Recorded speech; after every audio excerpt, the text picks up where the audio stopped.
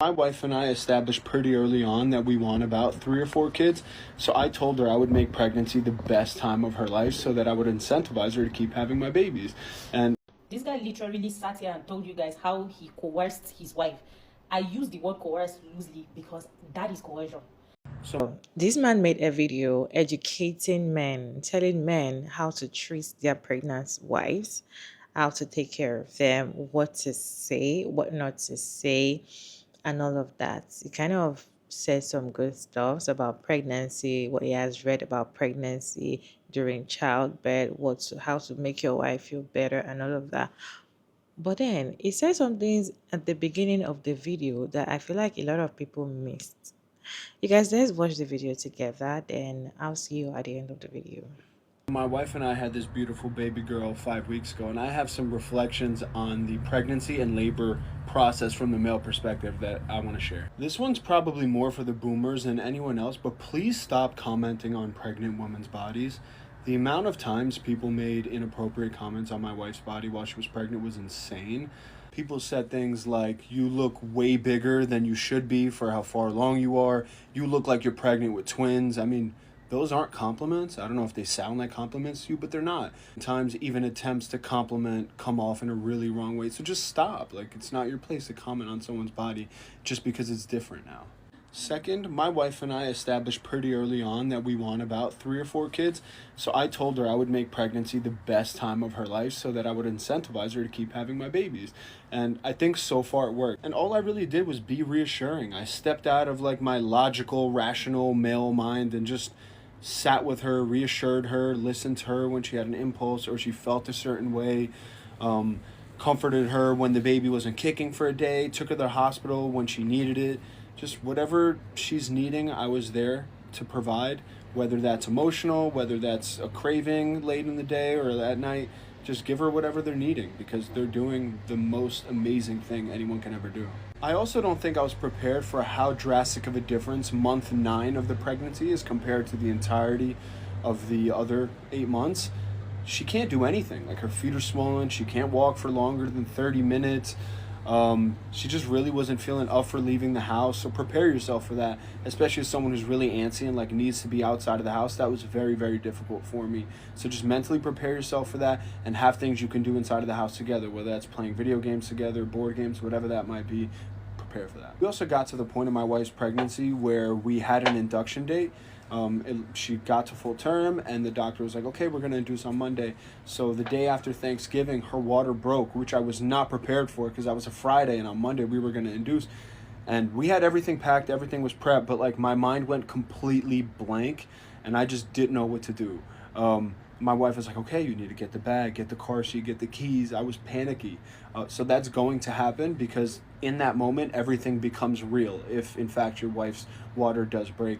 And it's on you to be the calm one and the one that's prepared because my wife also started crying and became very emotional.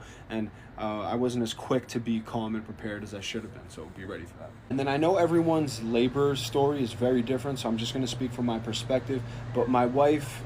water broke at around 12. We got to the hospital around 12:30, and she ended up giving birth at around 9 p.m. So it was relatively quick. She went in wanting to do a natural birth, seeing how things would go. Around an hour into the contraction, she was like, "This is completely unbearable." If you guys talked about a natural birth, don't judge her for making that decision. You're not the one feeling the pain. It is not your decision. You just support her through it. And then the epidural needle is really, really big, and your wife cannot move or flinch while they're giving it to her because there's a chance she might get paralyzed. So it is on you to be a very calming presence throughout that entire process. And it's going to start there, and you should continue being that rock, that foundation for her through the entirety of the rest of the pregnancy because it's scary. She's feeling things she's never felt before. Once labor starts, you're pushing, there's fluids, there's poop, there's blood, all different kinds of things are happening. And your wife might panic and be like, what's wrong? Because you can see you have a vantage point that she does not. She can't really see down there. I can see everything. I can see that she's bleeding really heavily, but it's on you to not freak out while that's happening. Just hold her hand and say, you're doing a very good job. If something was wrong, they would tell you, I would tell you, you're doing great. You might poop on the table and be really embarrassed, or some kind of fluid might squirt out and she might be embarrassed about that. It's just gently reframe and be like, hey, we're here to have a baby. This is completely expected, but it's on you to be grounding. Because if you react and you're shocked and you're shy or you're embarrassed, those things are going to rub off on her. She's in a very vulnerable emotional state. So I can't impress this upon you enough. Just be a grounding, supportive present. That's really all you can do in that moment. And this should go without saying, but if you're one of those guys who brings like an Xbox or a PlayStation, you should be tar and feathered and paraded around the city, because that's embarrassing. You need to grow up. But once the baby's born, you're going to probably spend a few nights in the hospital, and there comes a point where all the doctors and nurses leave the hospital room, and it's on you and your wife to watch that baby. And you're going to be like, what? You're entrusting us with this child? And your wife might want you to stand over the bassinet and watch her and make sure, or him, and make sure they're breathing. And that's exactly what you're going to do, because she just pushed that thing out of her, and she's scared. She doesn't know what's going on. She's feeling all different kinds of things, and it's on you to put that rational side of your brain aside and respond to your wife's needs, because at this point she is tethered to that child. They are one. They're not two entities, even though it might look like it. The main thing you can do to support your child at that moment is to support your wife. Those are just some of the thoughts and reflections I've learned in the past 5 weeks. So if you have any questions, comments, or anything, just feel free to put them in the comments and we can continue this conversation. What do you guys think about this video? I want to show you some reaction on this video, because in the comment section of that video, some women were like, I wish my man was like this. If only all men can be like this, there won't be drop of birth rates and all of that. Women are going to be giving births. Women are going to be enjoying pregnancy and all of that. But then, what do you guys think about this video? Because at the beginning of the video, it kind of sounded as if he's kind of acting all this kindness just because the wife is pregnant. Let me show you some reaction on this video, then I'll see you at the end of the videos. So my wife and I had this beautiful baby girl 5 weeks ago, and I have some reflections on. A lot of men would call this man a simp for what he's doing for his wife. That's why men hate him, because in reality, he's showing what men are really supposed to do. So instead of calling it simping, we're going to call it manning, because that's what he's doing, actually being one. He's manning real hard. Take notes, men. Bye. My wife and I established pretty early on that we want about 3 or 4 kids, so I told her I would make pregnancy the best time of her life so that I would incentivize her to keep having my babies. And I think so far it worked. And all I really did was be reassuring. I stepped out of like my logical, rational male mind and just sat with her, reassured her, listened to her when she had an impulse or she felt a certain way. This guy literally sat here and told you guys how he coerced his wife. I use the word coerce loosely because that is coercion. This guy warped her reality so that she can keep doing something that, left to her alone, she wouldn't have done. But he coerced her by warping her reality, right? And just so he can get what he wants out of her. He exploited her womb against her natural will, okay? By means of covert coercion, disguised as giving her the best experience pregnancy can, like, pregnancy would be enjoyable. So he warped her reality and made her give birth to 4 kids. I just want you guys to know that whenever some of you say, if a woman comes out of abuse and she's telling you that she had 4 kids, there was a video of a lady who said she had 4 kids and she did not know until she divorced this guy, until when she was separated, before she realized she had 4 kids. I wanted to make a video about it, but I did not have words to explain that improperly until I saw this guy's video. This is what happens to women, that you see that if you're in such an abusive relationship, how did you keep having kids? You guys, it is a similar thing as hypnosis, okay? It may not be, and I know that there are a lot of you who will come here to yap your uneducated mouth here. Before you begin to yap, please go and read the meaning of coercion and read about subtle coercions, read about covert coercion, read about coercion before you begin to yap. I beg you, go and use your dictionary first before we begin to talk. And I know that, in fact, Duni said this is bare minimum. I don't see this as bare minimum. I see this as abusive.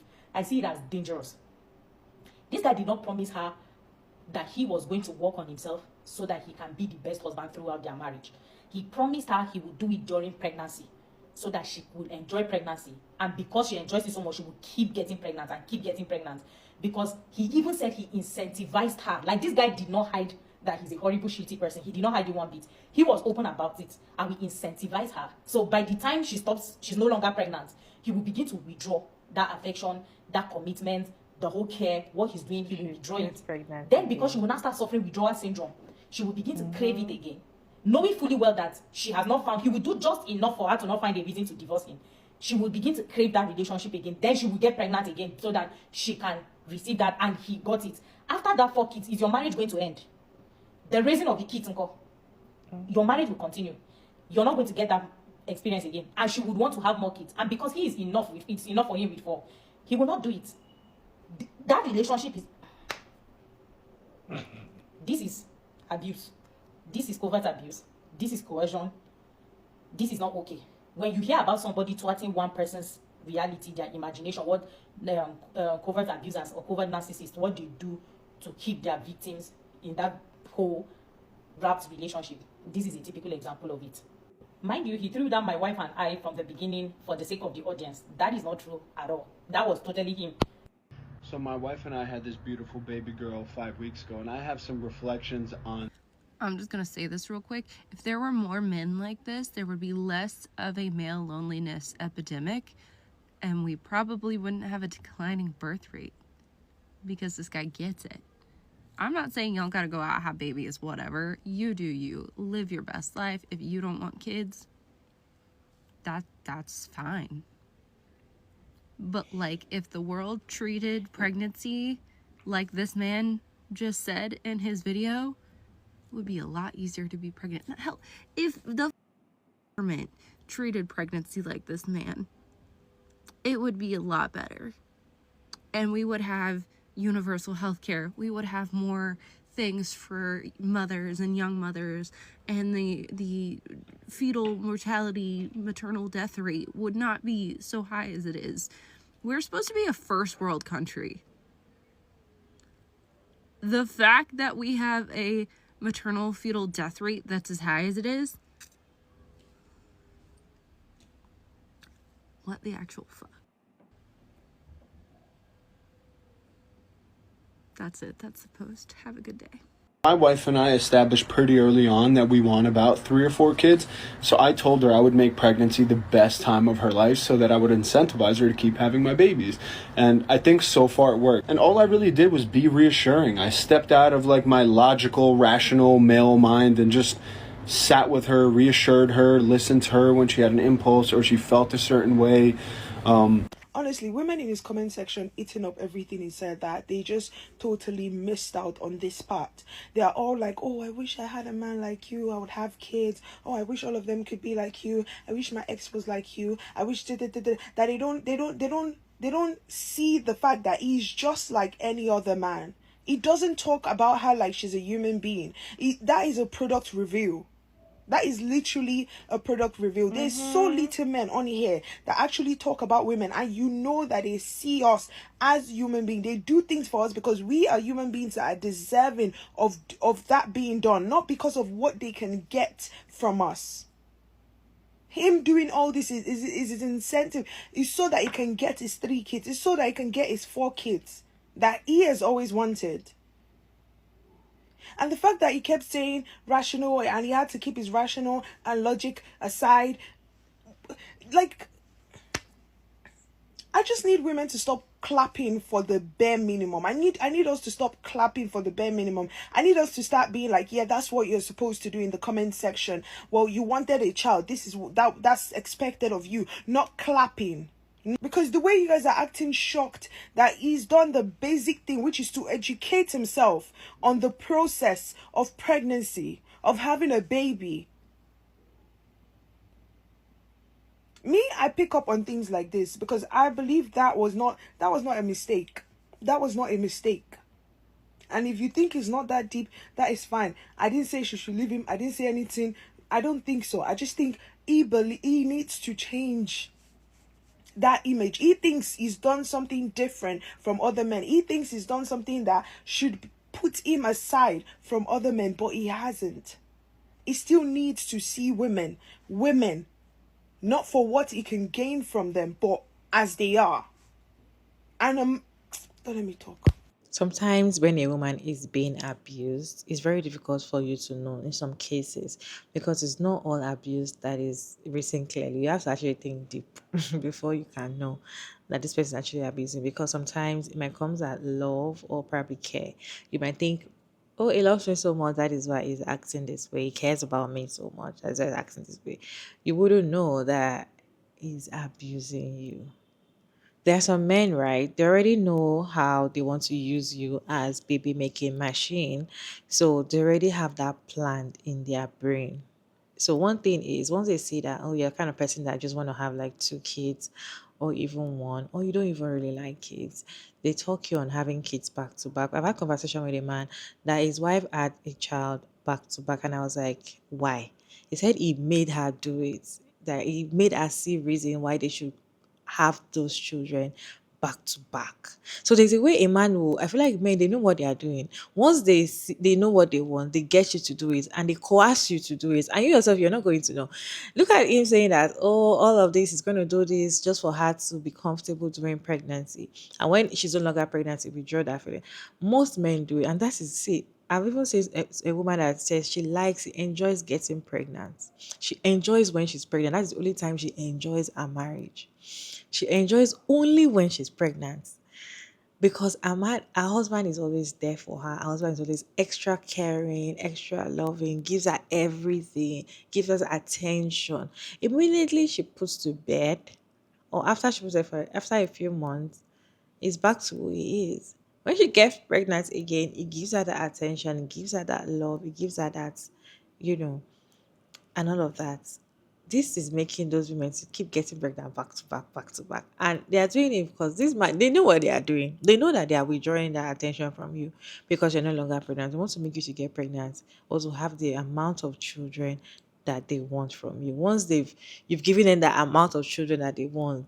Another thing is, when a father is being a father, people actually put it in a very, they package it so well and be like, "Ah, he's a good man. He's just being a father.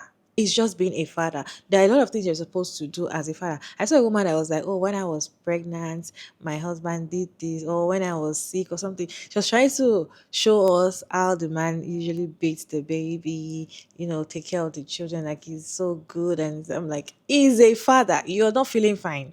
So are you the one that is supposed to take care of the child? There's some things that we should just like, yeah, it's normal because we don't see it as something normal. So when these men do it, they expect extraordinary praise. Because he's just being a father. Your wife is pregnant. You should read about pregnancy. You should read about how you're going to take care of. Because she as well, she's reading on how to be a mom.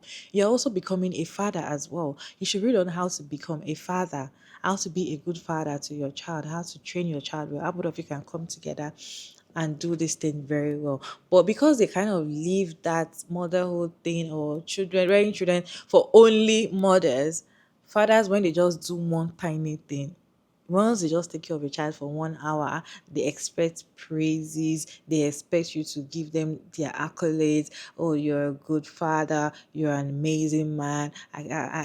You are better than 1,000 men in the world. They expect accolades because it's just one tiny little thing.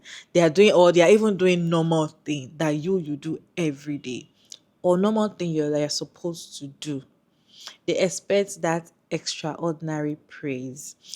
Anyway, you guys, what do you think about this video overall? Let me know your thoughts about this video down in the comment section. Respectfully, as always, Sugar Mara David, and thank you so much for tuning in today's video. I hope you enjoyed this one. Please like and share and subscribe, and I'll see you in my next one, guys.